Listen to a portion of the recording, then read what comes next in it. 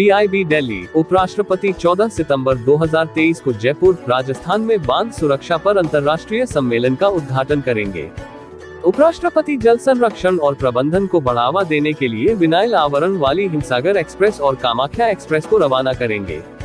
जल शक्ति मंत्रालय सुरक्षित एवं संरक्षित बांधों द्वारा राष्ट्र की समृद्धि सुनिश्चित विषय पर अंतर्राष्ट्रीय सम्मेलन का आयोजन कर रहा है। जल शक्ति मंत्रालय का जल संसाधन, नदी विकास और गंगा संरक्षण विभाग DOWR, RD और GR 14 से 15 सितंबर 2023 तक जयपुर में राजस्थान अंतर्राष्ट्रीय केंद्र RIC में बांध सुरक्षा ICDS पर एक अंतर्राष्ट्रीय सम्मेलन आयोजित कर रहा है, जहां विश्व के जाने माने विशेषज्ञ और अग्रणी व्यक्ति बांध सुरक्षा बढ़ाने की क्षमताओं को मजबूत करने के लिए एकत्रित होंगे। उपराष्ट्रपति श्री जगदीप धनखड़ सुरक्षित और संरक्षित बांधों द्वारा राष्ट्र की समृद्धि सुनिश्चित विषय पर अंतर्राष्ट्रीय सम्मेलन का उद्घाटन करेंगे। उम्मीद है कि देश भर के और लगभग 15 देशों के पेशेवर बांध सुरक्षा और प्रबंधन का कार्य आगे बढ़ाने के लिए समर्पित इस अभूतपूर्व कार्यक्रम में भाग लेंगे। भारत में 6000 से अधिक बांध हैं।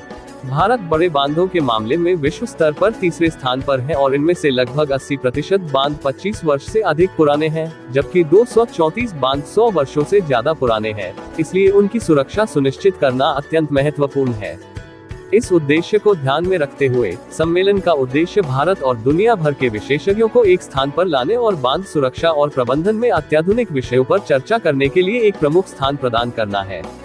इसके अतिरिक्त सम्मेलन में बांध पुनर्वास और सुधार परियोजना DRIP चरण 2 और 3 के उद्देश्यों के साथ ही परियोजना भारत में बांध सुरक्षा सुधार में कैसे योगदान देती है, इस पर विशेष रूप से चर्चा की जाएगी। जानकारी से भरे अनेक सत्र पेशेवरों और संगठनों को बांधों से संबंधित ज्ञान, अनुभव, प्रौद्योगिकियों, नवाचारों और सुरक्षा प्रयासों पर केंद्रित चर्चा में शामिल होने में मदद करेंगे। ICDS 2023 DRIP के चरण 2 और 3 के तहत नियोजित बांध सुरक्षा सम्मेलनों की श्रृंखला में पहला है। उद्घाटन सत्र का एक मुख्य आकर्षण विनाइल आवरण वाली पानी की रेल यानी 2 प्रमुख ट्रेनों हिमसागर एक्सप्रेस और कामाख्या एक्सप्रेस को रवाना करना होगा, जो जल संरक्षण और प्रबंधन, नदी पुनर्जीवन और पेयजल और बेहतर स्वच्छता के महत्व के महत्वपूर्ण संदेश को बढ़ावा देने के लिए एक चलते फिरते बिलबोर्ड के रूप में कार्य करेंगे। जल शक्ति मंत्रालय के अंतर्गत राष्ट्रीय जल मिशन के नेतृत्व में रेल मंत्रालय के सहयोग से पानी की रेल शीर्षक से यह अनूठी पहल महत्वपूर्ण जल संरक्षण परियोजनाओं की बानगी प्रस्तुत करेगी, जो समुदाय द्वारा संचालित जल संरक्षण एवं प्रबंधन के संबंध में प्रधानमंत्री की कल्पना को परिलक्षित करती है। इस पहल का प्राथमिक उद्देश्य देश के कोने कोने तक पहुंचकर जल संरक्षण के महत्वपूर्ण संदेश को प्रसारित करना है।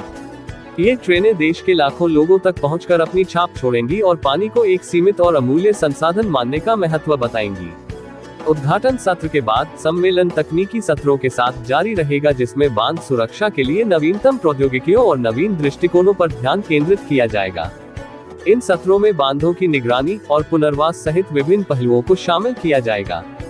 दूसरे दिन 2 तकनीकी सत्र होंगे। एक बांधों की स्थिति के मूल्यांकन पर केंद्रित होगा, बांधों की संरचनात्मक संपूर्णता के मूल्यांकन के लिए नवीनतम तरीकों को प्रस्तुत करना, और दूसरा बांध सुरक्षा के औद्योगिक अनुप्रयोग पर जोर देने, जल विद्युत, सिंचाई और बाढ़ नियंत्रण के लिए बांधों के उपयोग को प्रदर्शित करने पर केंद्रित होगा।